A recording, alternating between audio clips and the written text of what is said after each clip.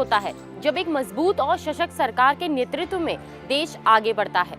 UPA के कारनामे ने जिस कोयले से देश को कालिख लगाई थी, आज वही कोयला हीरा बनकर देश की प्रगति के लिए बहुमूल्य कीमत दे रहा है। अब आपने देख ही लिया होगा कि कितना बड़ा अंतर है कोल ब्लॉक आवंटन की नीलामी में। पहले यूपीए किसी तरह की न्यूनतम कीमत तय नहीं हुई थी। अयोग्य कंपनियों को भी कोल ब्लॉक दिए गए। ये कंपनियां सरकार को सिर्फ रॉयल्टी और टैक्स दे रही थी। कई कंपनियों ने वर्षों तक कोयला नहीं निकाला।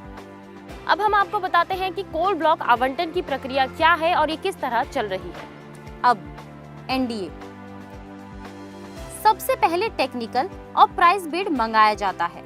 टेक्निकल बिड का मतलब है ये देखना कि कोई भी कंपनी तकनीकी रूप से कोल ब्लॉक खरीदने और खनन करने के योग्य है या नहीं, और प्राइस बिड का मतलब है ये देखना कि ये कंपनी बोली लगाने में सक्षम है या नहीं।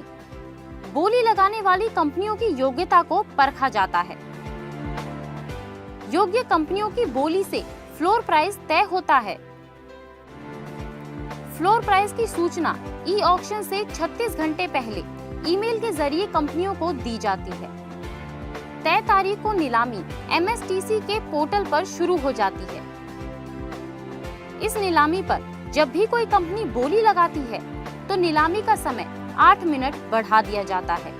इस तरह से नीलामी तब तक चलती रहती है जब तक कंपनियां बोली लगाना बंद न कर दें। बोली खत्म होने तक कंपनियों की पहचान जाहिर नहीं की जाती।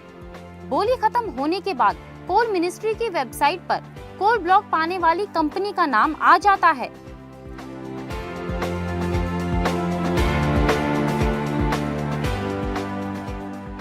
सीएजी ने कहा था कि 204 खदानें अगर उसकी नीलामी हुई होती तो 1,86,000 करोड़ रुपया आता।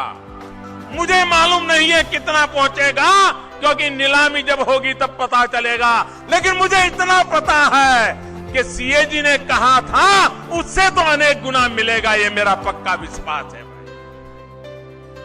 यही पारदर्शिता है मोदी सरकार के काम करने के तरीके में। तकनीक के साथ साथ पारदर्शिता को अपनाते हुए जिस तरह से सरकार के द्वारा कोल ब्लॉक का आवंटन हो रहा है, उसका परिणाम आज पूरे देश को दिख रहा है।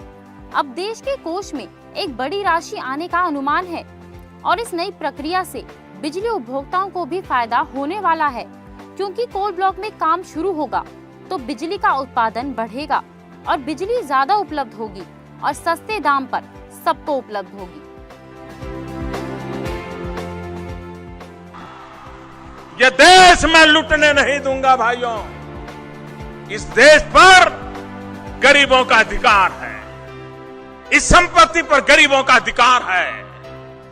सरकारी खजाना अगर काम आएगा तो गरीबों के काम आएगा भाई। मुझे गरीबों की जिंदगी बदलनी है। मुझे गरीबों को रोजगार देना है।